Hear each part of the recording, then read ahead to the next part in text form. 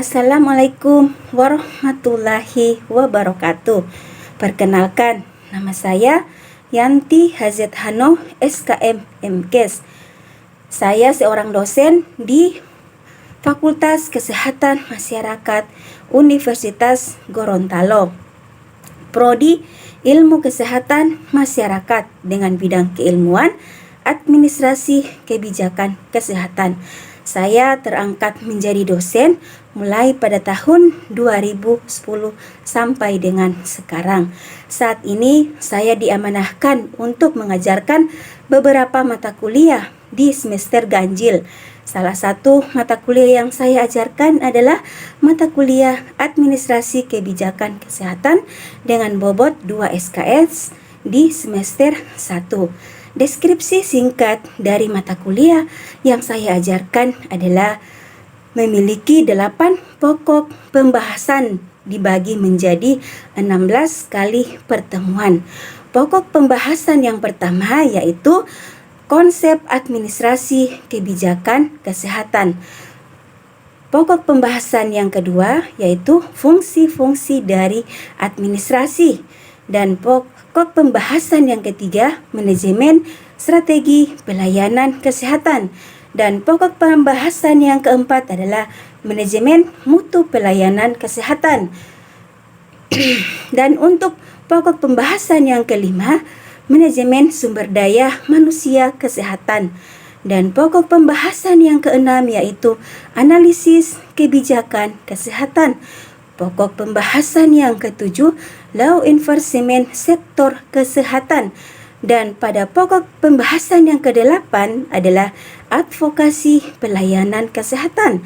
Salah satu referensi yang saya gunakan dalam mata kuliah ini adalah Azrul Azrul dengan pengantar administrasi kebijakan kesehatan serta Rahmat Aliyadi proses dan kebijakan kesehatan.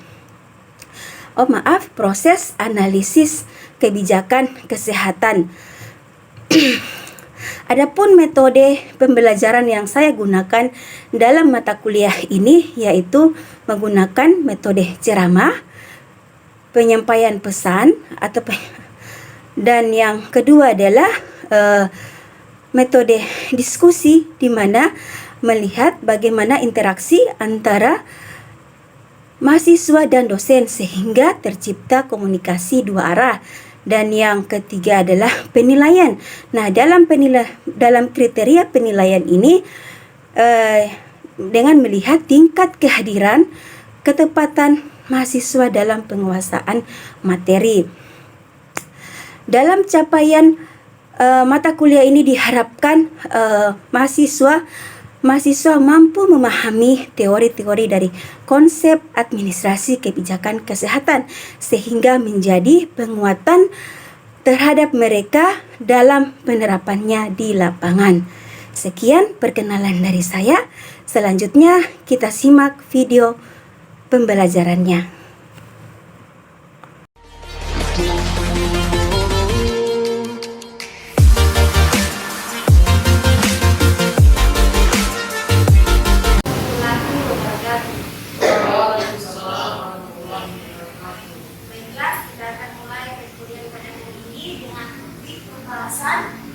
Konsep administrasi kebijakan kesehatan.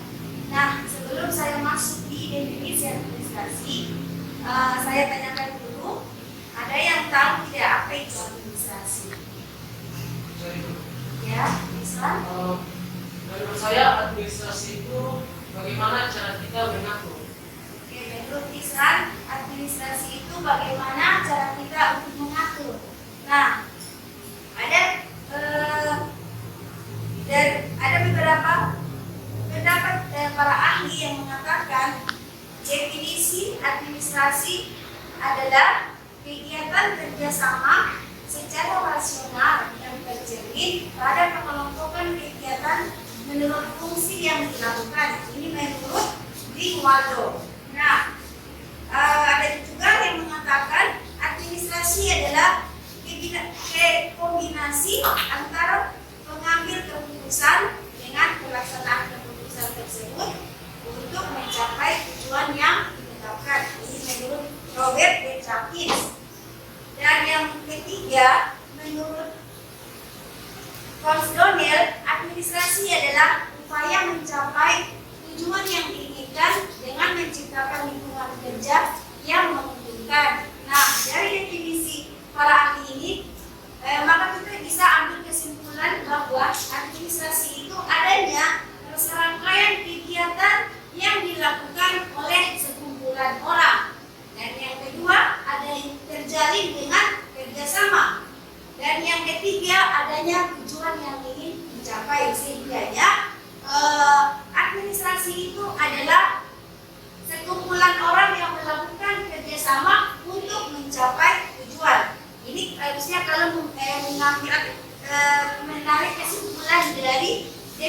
visi misi para ahli antara di Waldo, Robert Chapins dan konselor. Jadi adanya kerjasama, adanya sekumpulan orang di dalamnya, dan yang ketiga adanya tujuan. Nah, itulah administrasi.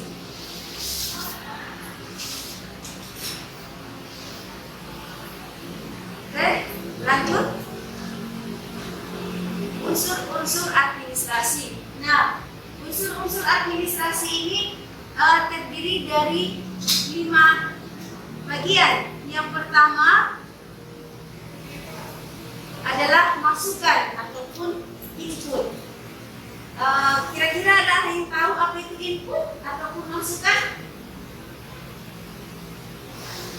Oke, masukan ataupun input di sini adalah segala sesuatu yang dibutuhkan dalam pekerjaan administrasi atau biasa dikenal dengan seperangkat administrasi. Yang namanya seperangkat berarti ada terdiri beberapa bagian.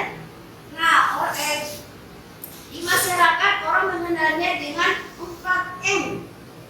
4M ini kira-kira ada yang tahu? Nah, oke, M yang pertama adalah men. Men adalah manusia atau sumber daya manusia. Nah, sumber daya manusia ini adalah tenaga yang dibutuhkan dalam pelaksanaan administrasi. Nah, setelah men, M yang kedua adalah money, uang ataupun dana ataupun anggaran. Sehingganya anggaran yang dibutuhkan dalam pelaksanaan administrasi. Terus M yang ketiga, setelah ada manusianya, ada uangnya, M yang ketiga kira-kira apa lagi yang dibutuhkan dalam pekerjaan administrasi? Ya, manage. Oke. M yang ketiga adalah material, sarana dan prasarana. Ini yang dibutuhkan dalam pekerjaan administrasi. Dan M yang terakhir adalah metode, pedoman ataupun aturan yang dibutuhkan dalam pekerjaan administrasi. Nah, 4M ini adalah input ataupun masukan yang dibutuhkan dalam pekerjaan administrasi atau seperangkat administrasi. Kan dilihat dari definisi yang tadi kan, definisi administrasi adanya sekumpulan orang yang melakukan kerjasama untuk mencapai suatu tujuan. Nah, berarti di situ adanya manusia, ada uangnya, ada sarana dan prasarananya, dan ada metode ataupun pedoman yang dibutuhkan dalam pekerjaan administrasi. Nah, itu adalah unsur dari input ataupun masukan. Nah, unsur yang ketiga, yang kedua adalah proses ataupun fungsi-fungsi administrasi. Nah, unsur yang ketiga di sini proses. Ya. Apa itu proses? Nah, proses di sini adalah langkah-langkah yang dilakukan dalam pekerjaan administrasi. Artinya adanya step by step ataupun tahapan. Nah, tahapannya ini apa saja? Nah, tahapan di sini adalah adanya yang pertama planning ataupun perencanaan. Lalu yang kedua, yang kedua adalah organisasi atau pengorganisasian.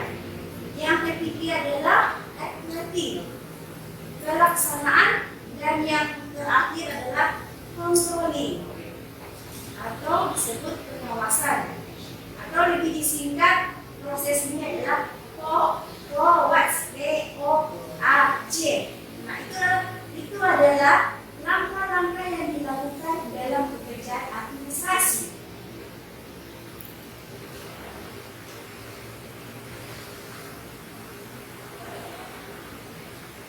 Unsur yang ketiga, keluaran ataupun output. Apa itu output? Kan sudah ada input, proses, dan output. Output adalah dari sebuah proses. Nah, hasilnya ini mau bagaimana tergantung dari proses. Nah, kalau pelayanan itu dilakukan dengan sesuai dengan prosedur yang ada, sesuai dengan tahapan di mana proses itu, maka hasilnya dia akan baik. Jadi output itu adalah hasil dari sebuah proses. Nah, kalau proses pelayanannya tidak baik, maka hasilnya pula akan menjadi tidak baik.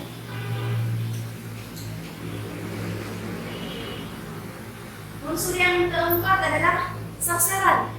Sasaran di sini berarti target, kepada siapa pelayanan ini yang pelayanan ini akan dilakukan atau kegiatan ini dilakukan untuk siapa? Tentunya untuk masyarakat.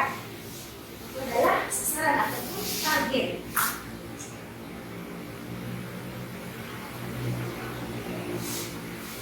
Dan yang terakhir, unsur yang terakhir adalah dampak ataupun akibat. Kalau apa itu akibat ataupun dampak? Nah, dampak di sini ataupun akibat adalah akibat yang ditimbulkan dari output. Dampak adalah akibat yang ditimbulkan dari output ataupun dari keluaran. Nah, agar kita bisa memahami unsur-unsur administrasi itu seperti apa, ada tidak yang bisa memberikan contoh supaya lebih paham unsur itu yang bagaimana, dan sampai dengan apa. Contoh dari unsur-unsur administrasi. Nah, sederhananya seperti ini. Katakanlah administrasi ini sebuah contohnya ini sebuah minuman ataupun kopi. Nah, input ataupun masukan dari minuman kopi ini kira-kira apa saja? Tentunya adanya bahan-bahan, kan? Ada gulanya, ada kopinya, ada air panas dan lain-lain. Itulah input yang dibutuhkan dalam minuman kopi. Ini supaya untuk menyederhanakan unsur-unsur administrasi. Baru yang kedua, proses. Nah, proses dari minuman kopi ini apa? Berarti cara pembuatannya. Cara membuatnya seperti apa? Nah, cara membuatnya ini apa? Kalian melakukannya secara sesuai dengan tahapan, maka outputnya akan menjadi baik. Kalau tidak sesuai dengan prosedur yang ada di tahapannya, maka itu bisa mempengaruhi hasil ataupun output. Nah, hasil kalau misalnya ini minuman kopi yang kalian buat, kalau sesuai dengan prosedur, maka hasilnya katakanlah menjadi apa? Minuman yang terlezat atau termanis yang kalian buat. Itu outputnya. Dan sasaran. Unsur yang keempat adalah sasaran. Nah, kepada siapa minuman kopi ini kalian buat? Keluarga kah? Atau yang spesial? Baru dampak. Nah, dampak di sini berarti akibat yang ditimbulkan dari minuman kopi itu. Kalau hasil dari kopi yang kalian buat itu sesuai dengan proses yang ada, maka akibatnya mungkin saja keluarga tambah apa? Tambah sayang mungkin. Nah, ini seperti itu. Ini sebagai contoh untuk menyederhanakan unsur-unsur dari administrasi. Katakanlah administrasi ini adalah sebuah minuman kopi. Oke? Bisa dipahami? Oke. Sekarang lanjut. Definisi kebijakan. Nah, kebijakan ini kan berasal dari kata bijak, ya? Ya, bijak. Yang bijak berarti cerdik, pandai, ya, atau mahir. Sehingga dia berarti dia mahir, ya? Oke. Nah, ada beberapa ini juga definisi di mana yang mengatakan kebijakan merupakan suatu hasil analisis yang mendalam terhadap berbagai alternatif yang bermuara kepada keputusan tentang kebijakan adalah rangkaian dan asas yang menjadi garis besar dan dasar rencana dalam pelaksanaan suatu pekerjaan. Yang ketiga, kebijakan merupakan suatu konsensus atau kesepakatan para pengambil keputusan dengan tujuan untuk menanggulangi suatu masalah atau untuk pencapaian suatu tujuan tertentu dengan nilai-nilai tertentu dan merupakan pedoman untuk bertindak. Nah, dari definisi kebijakan tersebut, berarti kebijakan jadi kebijakan timbul ini karena adanya masalah sehingga kebijakan itu ada. Nah, kebijakan ini adalah untuk menyelesaikan suatu permasalahan yang ada di wilayah, katakanlah seperti itu. Oke? Jadi kebijakan ada karena adanya masalah. Contoh sama halnya yang sekarang kita lakukan adanya kayak memakai masker, prokes. Nah, kenapa itu kan suatu kebijakan dari pemerintah kan? Nah, itu dikeluarkan karena apa? Untuk menanggulangi dari masalah COVID, pencegahan agar tidak terpapar dari penyakit virus corona. Oke? Jadi kebijakan lahir karena adanya masalah. Nah, dengan adanya kebijakan itu suatu alternatif untuk memecahkan suatu permasalahan yang ada.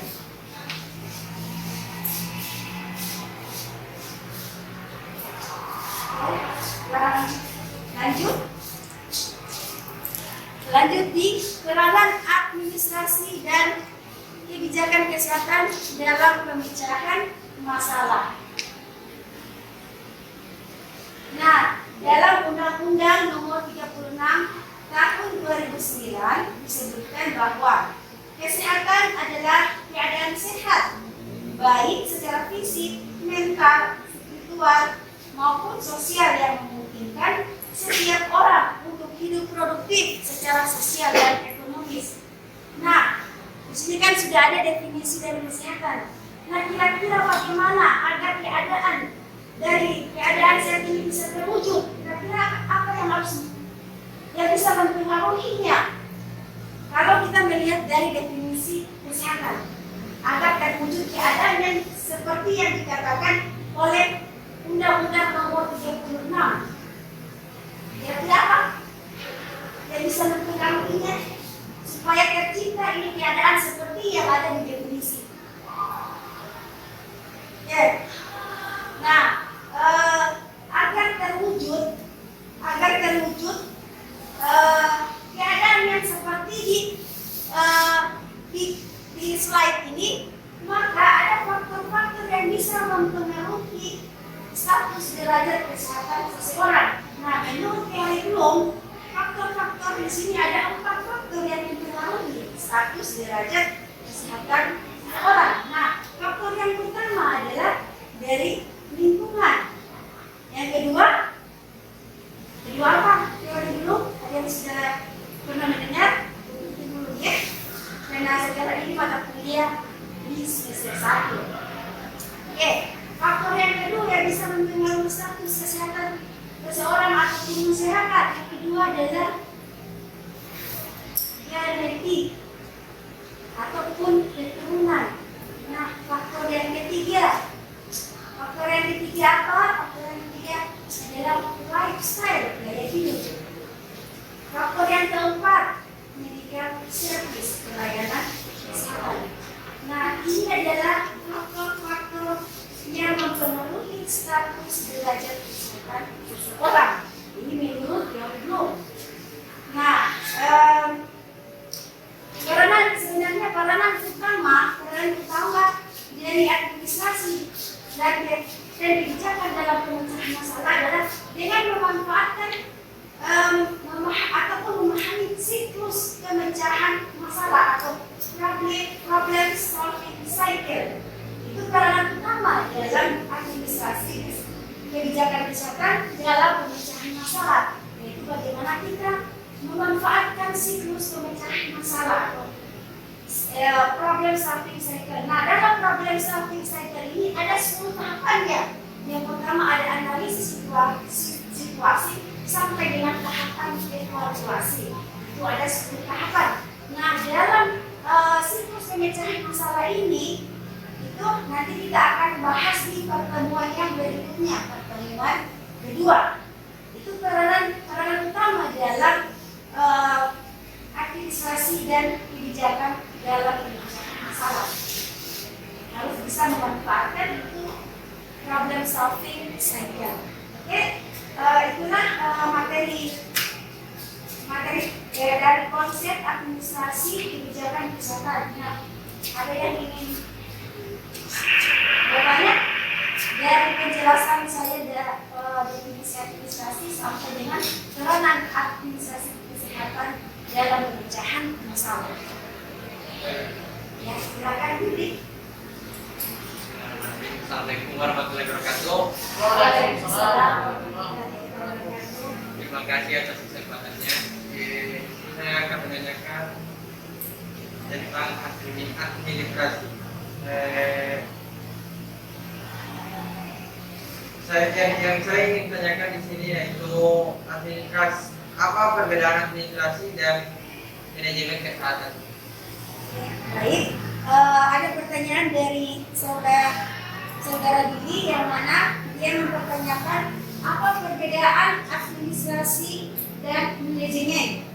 Nah, antara administrasi dan manajemen ini ada dua pendapat. Ada yang mengatakan administrasi dan manajemen itu berbeda, ada juga yang mengatakan administrasi dan manajemen itu sama. Nah, kalau pendapat yang pertama yang mengatakan di mana administrasi berbeda dengan manajemen, karena administrasi adalah si pelaksana dari kebijakan tersebut atau dari kebijakan yang sudah ditetapkan. Nah, kalau manajemen adalah dialah yang merumuskan kebijakan tersebut. Nah, bedanya di sini adalah fungsi. Administrasi adalah si pelaksana dari kebijakan yang sudah ditetapkan, dan manajemen adalah yang merumuskan kebijakan tersebut. Sehingga seorang administrator yang melaksanakan dari kebijakan itu. Itu kalau pendapat yang pertama mengatakan dia berbeda. Nah, kalau pendapat yang kedua yang mengatakan administrasi dan manajemen itu sama, nah samanya itu sama-sama melakukan kegiatan. Ada kegiatan yang dilakukan, hanya perbedaannya adalah itu fungsi. Nah, akan tetapi antara administrasi dan manajemen ini, perbedaan kedua pendapat ini tidak menjadi persoalan karena antara administrasi dan manajemen ini memang tidak bisa dipisahkan antara yang satu dengan yang lainnya. Karena di mana ada administrasi, di situ juga ada manajemen. Karena dalam administrasi ada juga disebut dengan fungsi-fungsi administrasi yang mana dikenal tadi saya sudah katakan, yaitu adanya POAC. Di manajemen pun seperti itu, ada fungsi-fungsi manajemen, yaitu POAC, Poac Planning, Organizing, Evaluating, dan Controlling. Jadi tidak terlalu, jangan terlalu dipersoalkan. Mereka saling berkaitan. Pokoknya di mana ada administrasi itu pasti ada manajemen. Di mana ada manajemen pasti ada administrasi di dalamnya. Oke? Gimana saudara gini? Bisa diterima. Oke, terima kasih. Ada lagi? Sudah tidak ada lagi? Baiklah. Kalau memang sudah tidak ada lagi pertanyaan, kita akhiri pertemuan pada hari ini. Insya Allah kita akan lanjut di minggu depan